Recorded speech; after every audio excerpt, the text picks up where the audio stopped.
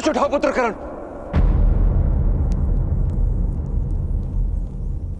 तुम्हारी माता का आदेश है।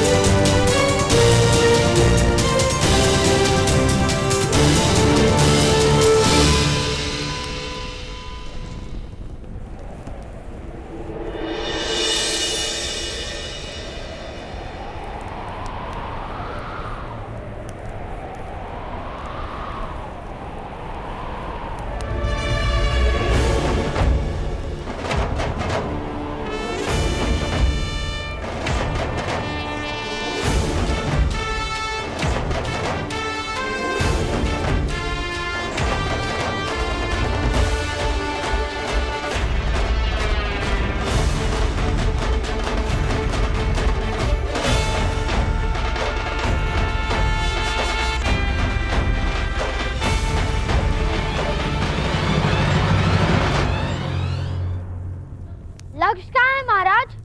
किस प्रकार का लक्ष्य भेज सकते हो बालक? ठहरा हुआ, चलता हुआ या फिर दौड़ता हुआ? उड़ता हुआ।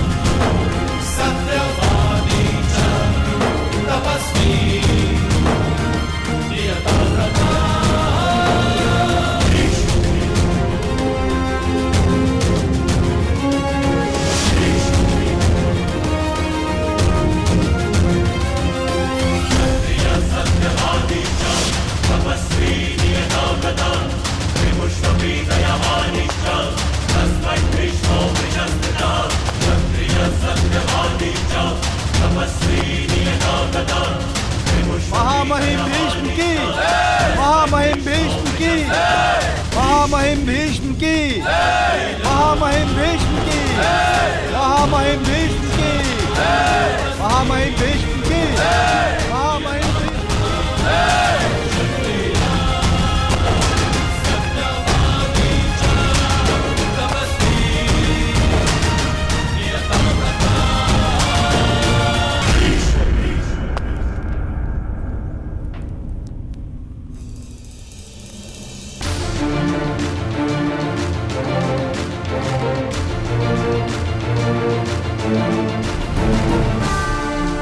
महामहिम भीष्म, एक सूत ने इतने लोगों के सामने धनुष उठाने का अपराध किया है।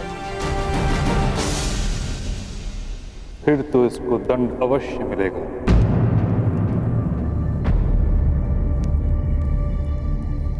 मदनजय, क्या ये वही बालक है जिसने वन में भी धनुष उठाया था? हाँ महामहिम, और इसने अनेक वनवासियों पर प्रहार भी किए थे। फिर तो घोर अपराध हुआ है सेनानायक मदनजय। जी महामहिम भीष्म, अब आप ही न्याय कीजिए। न्याय तो महामंत्री करेंगे। वन में समाज नहीं होता, और जहां समाज नहीं होता वहां समाज के नियम नहीं होते, और ना ही अपराध होता है। किंतु इस सभा में धनुष उठाने का दंड इस बालक को अवश्य प्राप्त होगा।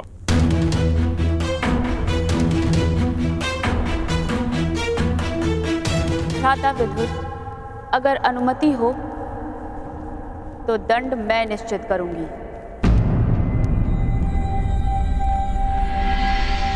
जी महारानी। इस बालक का दंड है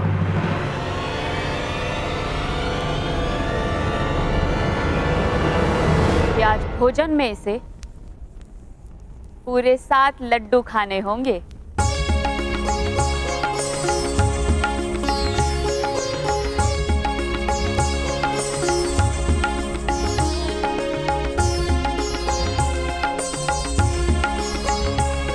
और मुझे? मैंने भी तो अपराध किया है।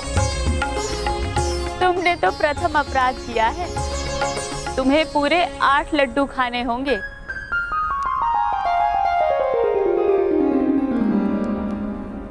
आपको हस्तिनापुर में वास करने की अनुमति है। आप भूगत ग्राम में जाकर बस सकते हैं सज्जन, किंतु हस्तिनापुर में कुरुओं की परंपरा का पालन करना होगा। सारी परंपराएं अच्छे से जान लीजिएगा।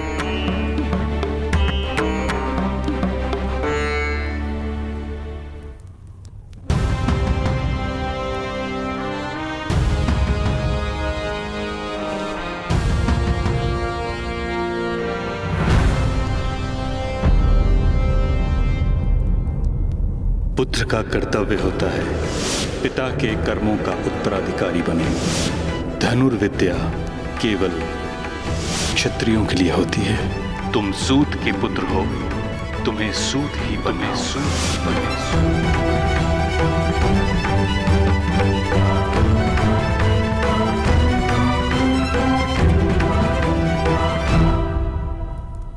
क्या आपको परंपराओं का विस्मरण हो रहा है? कर्ण,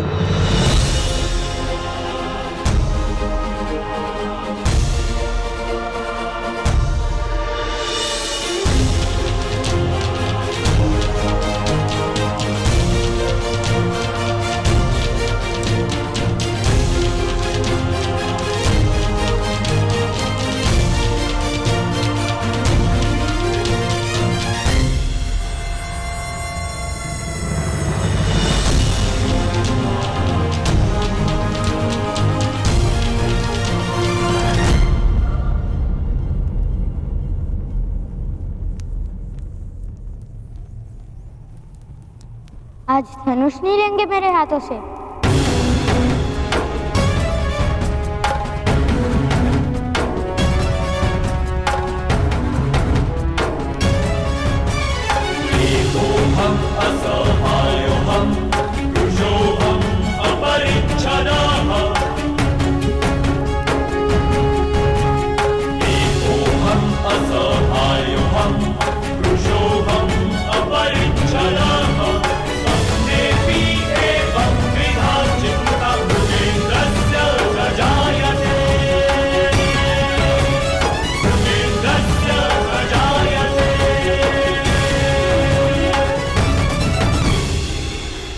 के पश्चात तुमसे धनुष लेने की आवश्यकता नहीं पड़ेगी, ऐसी आशा करता हूं।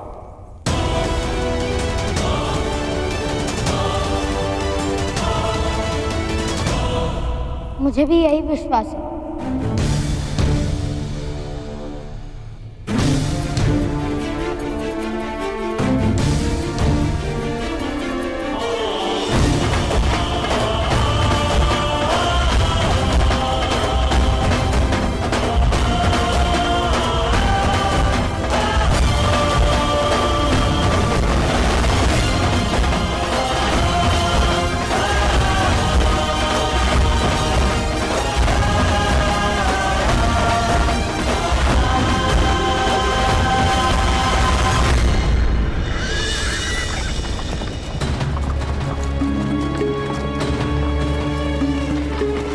पुत्र कर्ण, हस्तिनापुर की व्यवस्था पर प्रश्न उठाना उचित नहीं था।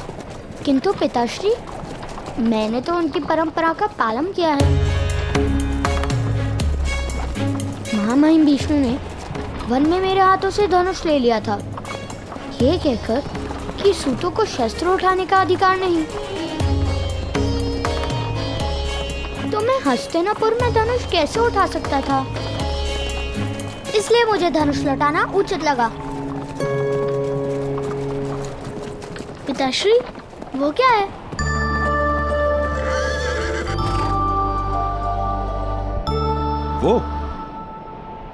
वो भगत ग्राम है पुत्र।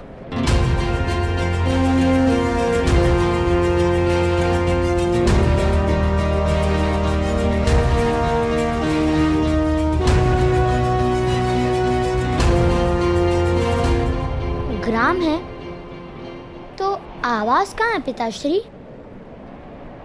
गांव के नाम से जान नहीं पाए तुम? भूगल अर्थात भूमि के अंदर, उस पर्वत के अंदर आवास है। एक बहुत बड़ा समाज रहता है, सारे सूत और सूत से भी निम्न जात वहां वास करते हैं। क्या सूतों को भूमि पर वास करने का अधिकार नहीं पिताश्री?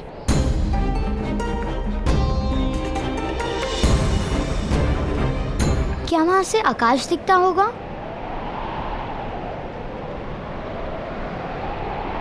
या हमें आकाश देखने का भी अधिकार नहीं? देखो पुत्र, मनुष्य की शक्ति देखो। पर्वत का अंतर काटकर आवास बना लेता है। विपदाओं को चीरकर जो मार्ग बना लेता है, वही शक्तिमान है। तो क्या विपदा जैसा कुछ भी नहीं?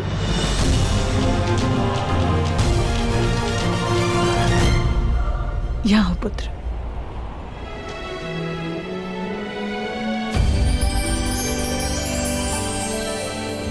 विपदा सुख और सामर्थ्य प्राप्त करने का अवसर है कर्ण।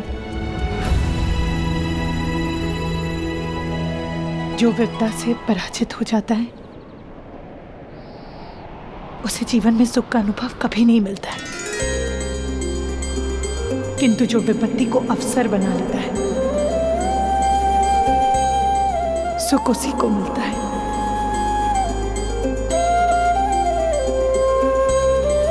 और ये ज्ञान मुझे अभी प्राप्त हुआ।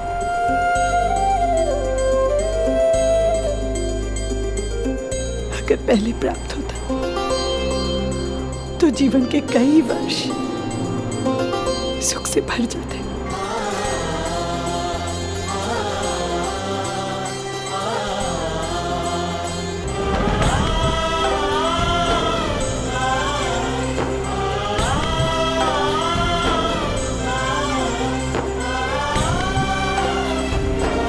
चले रहा था।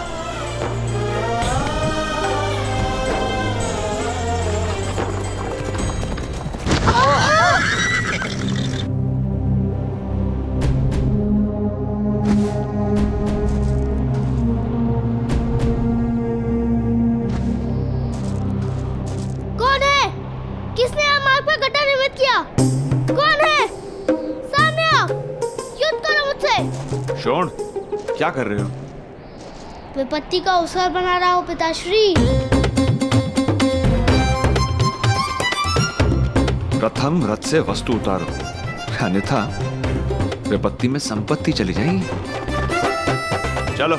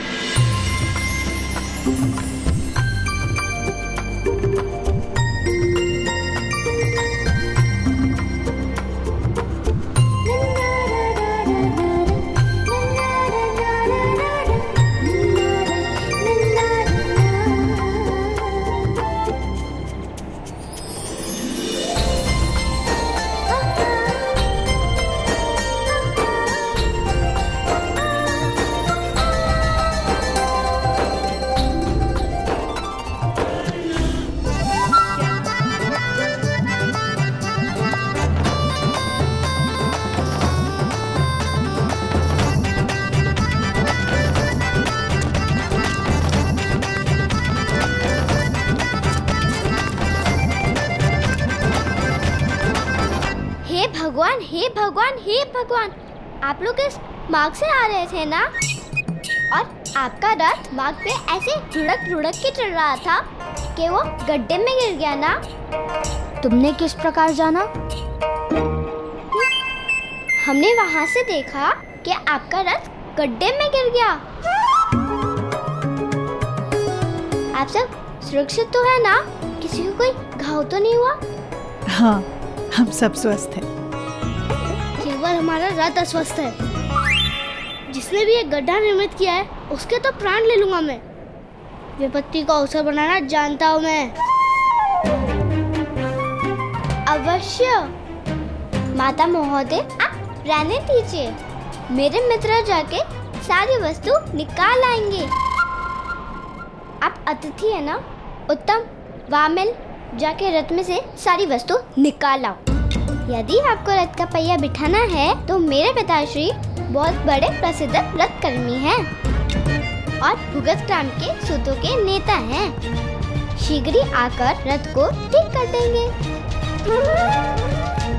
केवल 2 मुद्रा दाम में लेंगे। उसकी कोई आवश्यकता नहीं है। मैं भी रथ निर्माण करता हूँ, स्वयं कर लूंगा। नहीं, आपके पास सारे साधन नहीं होंगे।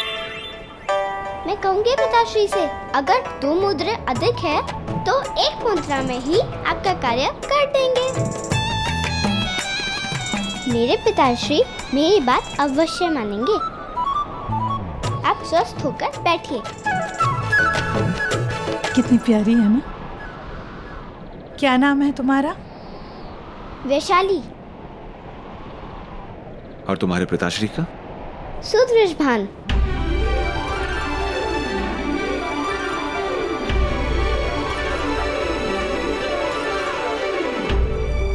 यथार्थ। तो जाओ, बुलाओ अपने पिताश्री को। आप 1 मुद्रा दीजिए, मैं शीघ्र ही बुलाकर लेके आती हूँ।